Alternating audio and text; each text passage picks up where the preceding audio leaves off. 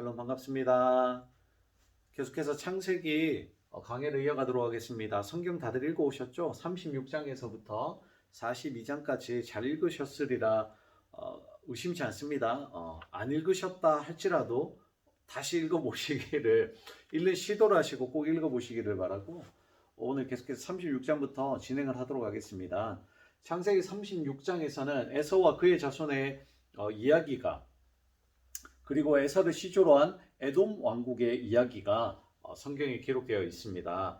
에서를 시조로 하는 에돔 왕국은 사해 주변과 지금의 요르단 산악 지방에 살았던 민족이 되고요. 사해와 홍해까지 이르는 큰 나라를 건설하기도 합니다. 에서는 가나안 땅에서 3명의 부인을 얻죠.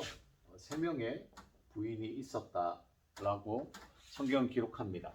야곱을 용서하고 헤어졌으며 그 자손과 재물을 가지고 세일산에 거주를 하게 되죠. 여기에 거주를 하게 됩니다. 세일산. 그리고 이후 에서와 그 아들들 그리고 손자들의 족보가 쭉 성경에서 기록되어 있고요. 또한 에서의 자손들 중 족장이 누가 되었는지 이야기도 쭉 성경에 기록하고 있습니다. 이러한 에서의 족보를 이루는 장은 창세기가 계속 그랬듯이 세대가 바뀔 때마다 항상 족보가 등장하게 됩니다. 아담의 족보 우리가 살펴보았고요. 아브라함의 족보, 이스마엘의 족보 등이 지나가면 항상 그 다음 세대의 이야기가 펼쳐지죠.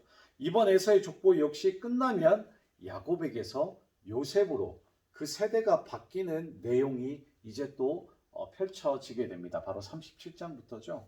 딱히 위에 에서의 족보가 중요하다기보다는 이 36장이 에서의 족보가 중요하다기보다는 하나님의 약속이 이루어지는 과정에 우리가 중점을 두고 성경을 보는 것이 맞을 것 같습니다.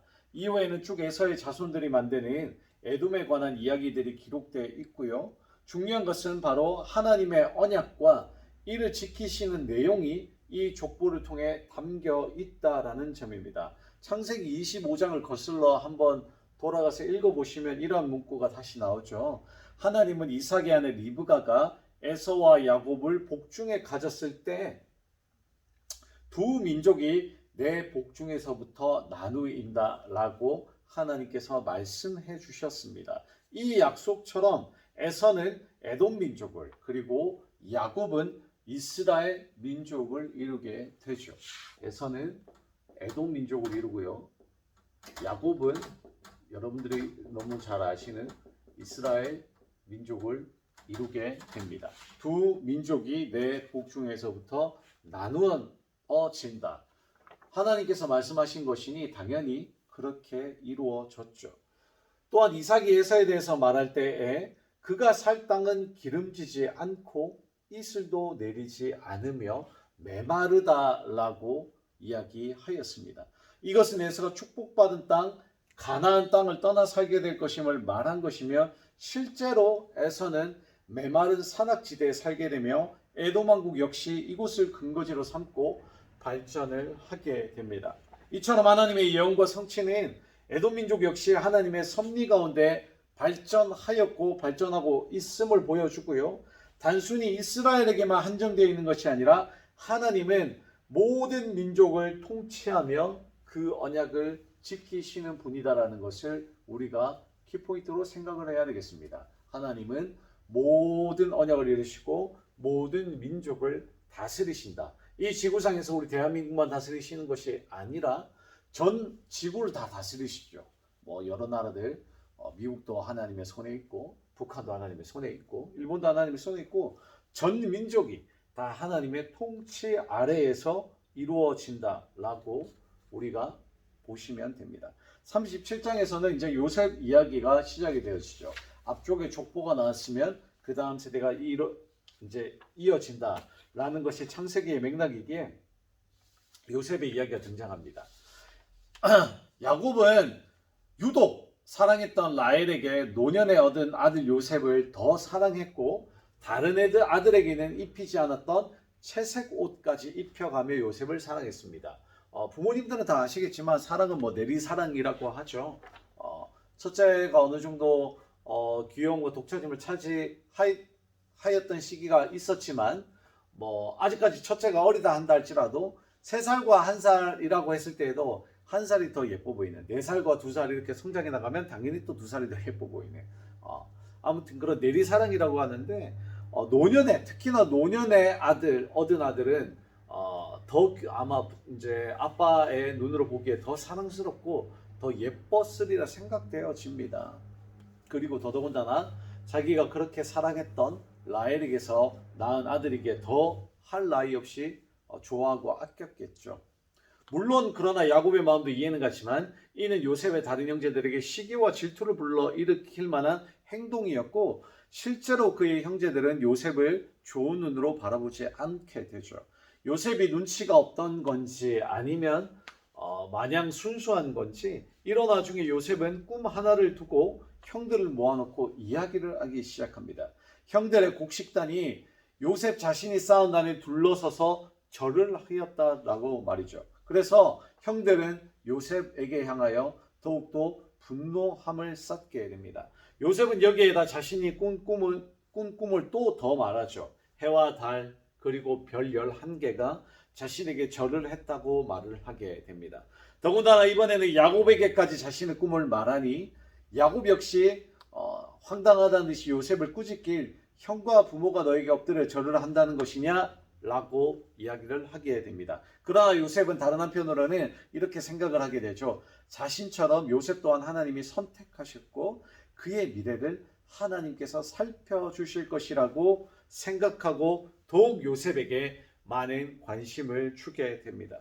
꿈 사건이 있은 후 야곱이 요셉에게 형들이 양을 치고 있으니 가서 함께 있다가 형과 양들이 잘 있는지 알려달라고 하며 요셉을 형들에게 보냅니다.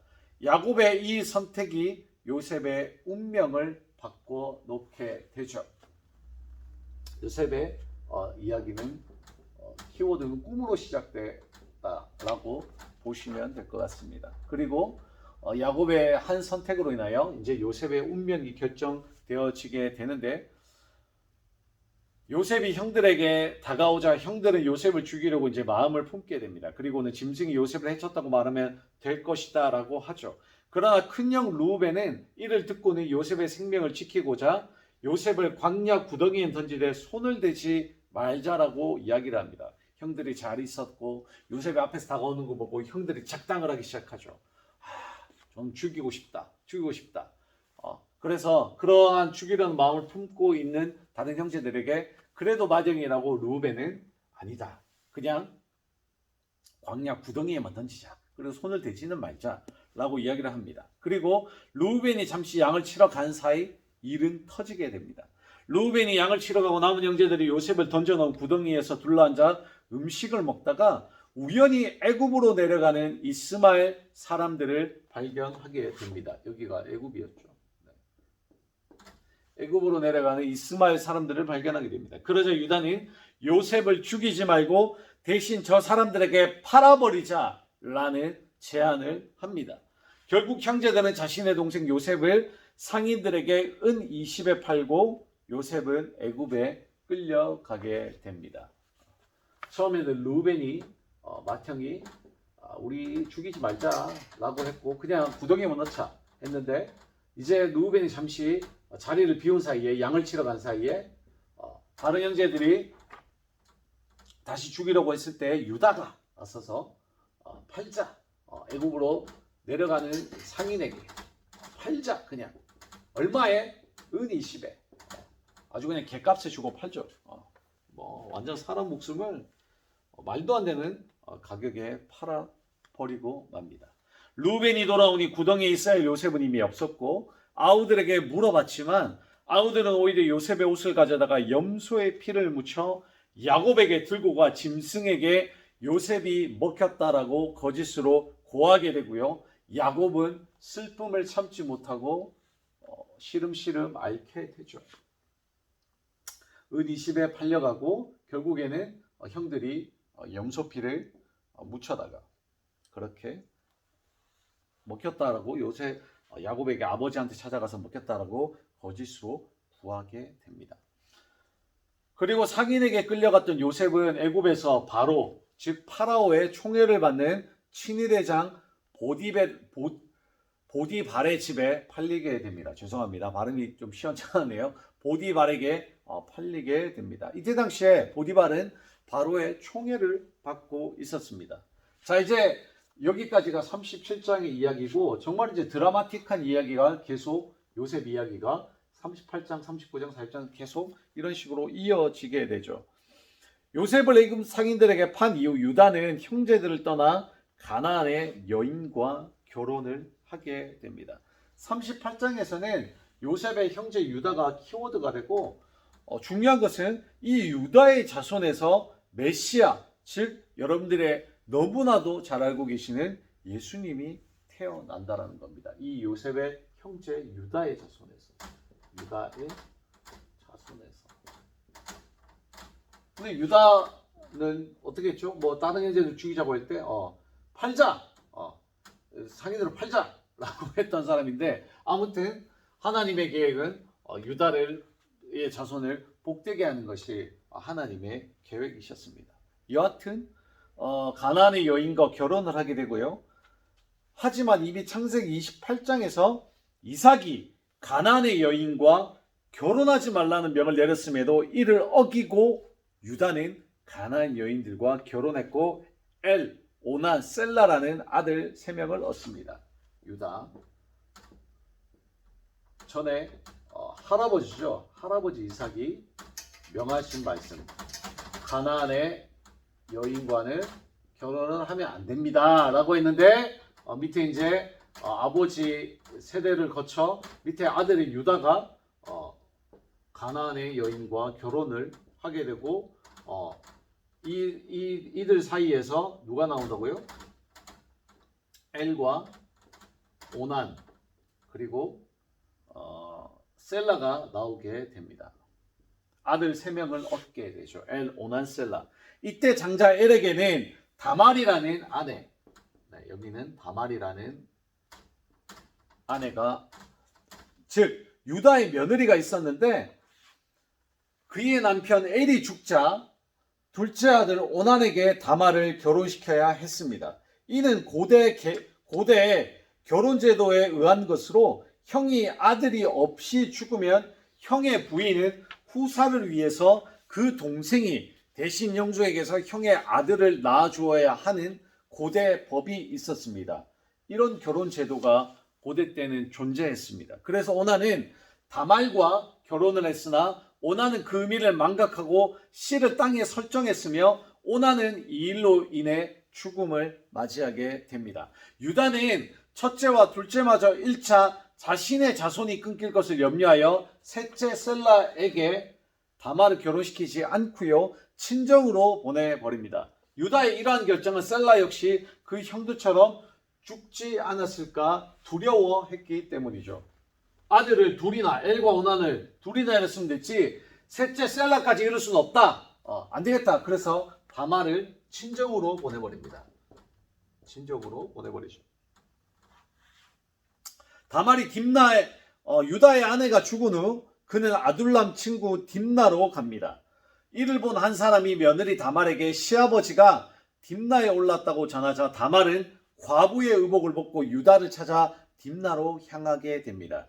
유다가 자신의 셋째 아들을 주지 않자 다말이 결단을 내린 것이죠. 사실 고대 이때 결혼 제도에 의하면 오난이 죽었습니다. 그러면 당연히 또 셀라에게서 이 씨를 잃게 해줘야 됩니다. 근데 어떻게 해요? 아버지가 두려움에 쌓여가면서 셀라를 주지 않고 오히려 친정으로 보내버리죠. 그러면 이 결혼 제도, 이때 당시의 법과는 다른 결정을 해가지고 다르게 행동을 해버린 겁니다. 그러니까 이거는 법이 안 맞다라고 해서 다말은 결단을 내리게 됩니다.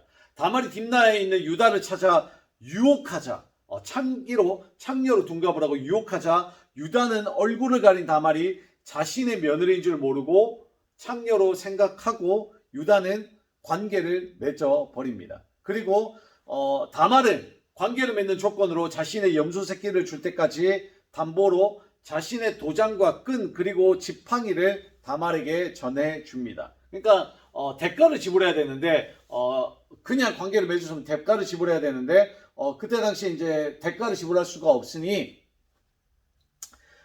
염소 새끼를 받을 때까지 담보로 자신의 도장과 끈 그리고 지팡이를 다말에게 전해 내가 이걸 줄 테니 내가 염소 새끼를 줄 테니까 대신에 이거를 담보로 가지고 있어라 라고 다말에게 전해주죠.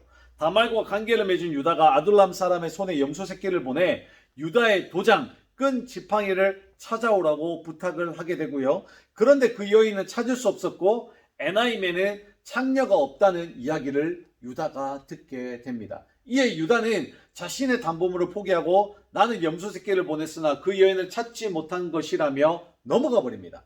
3개월이 지난 후에 유다는 다말이 임신했다는 이야기를 듣고 다말을 부정한 사람으로 취급하여 불에 태워 죽이라 명하는 뻔뻔한 행동을 하게 되죠. 다말은 끌려가면서 유다에게 받은 담보물을 짠 하고 보여주었습니다. 도장, 끈 그리고 지팡이를 말이죠. 이것 때문에 임신하였다라며 당당하게 말합니다. 그러자 유다는 다말의 행동을 윤리적 판단을 하지 않고요. 오늘날의 시각으로 보면 분명 잘못된 행동이지만 성경에서는 도덕적인 판단을 내리지를 않았다는 겁니다. 당시 다말이 살던 문화에서는 사실 율법 안에서 이루어진 행동이었기 때문이죠. 죽은 남편의 가장 가까운 친족을 통해 아이를 가져야 하는 것이 율법으로 지정되어 있었는데 그렇게 하지 않았기 때문에 다말은 불가피하게 유다에게서 창기로 자기의 신분을 감추고 하였던 것을 정당화시킵니다. 그리고 여기에 관해서 또한 성경이 더 이상 어떤 도덕적으로 문제를 삼지 않는 것을 볼 수 있습니다. 시간이 흘러 다말은 쌍둥이를 낳게 되고 베레스와 세라라는 아들을 낳게 됩니다. 여기에서 다말이 누구를 낳는다고요? 베레스와 그리고 세라를 낳게 됩니다. 그리고 다윗의 조상 그리고 더 나아가 베레스는 여기에서 2명이 낳고 여기에서 둘 중에서 베레스가 누구를요? 다윗. 네. 이후 베레스는 다윗의 조상 그리고 더 나아가 예수님의 조상이 됩니다. 이 계보에서 쭉 나아간다라는 거죠. 유다와 다말의 이야기가 중요한 이유는 다음과 같습니다. 창세기는 이스라엘 민족의 정체성을 기록한 책이며 이를 보는 이스라엘 민족에게 여호와에 대한 충성과 족보의 중요성을 인식시켜 주고 있기 때문입니다. 그리고 하나님의 언약이 예수님을 통해서 완성되는 그 과정 가운데 아주 중요한 포인트가 되는 부분이 바로 38장이라는 겁니다. 다시 한번 말씀드립니다. 하나님의 언약이 예수님을 통해서 완성되는 그 과정에 38장이 들어가 있다라는 겁니다. 그러므로 저도 처음에는 이러한 모든 것들을 잘 알지 못하고 성경을 읽었을 때에는 요셉 이야기 한참 하고 있는데 뭐 형제 유다 이야기를 갑자기 하는데 뭐 자손 이야기를 할 때 왜 이게 요셉 이야기에 여기에 갑자기 통관이 끼어들어가서 38장이 마치 동떨어진 장마냥 이렇게 있었나라고 처음에는 저도 생각했는데 이게 굉장히 중요한 키포인트이고 핵심이었습니다. 이 사이에 있다는 것이 38장이 너무나도 중요하다는 것을 저도 이 예수 그리스도의 계보를 소개함에 있어서 너무나도 사실 우리에게 중요한 이야기였죠. 잠시 쉬었다가 39장부터 시작하도록 하겠습니다.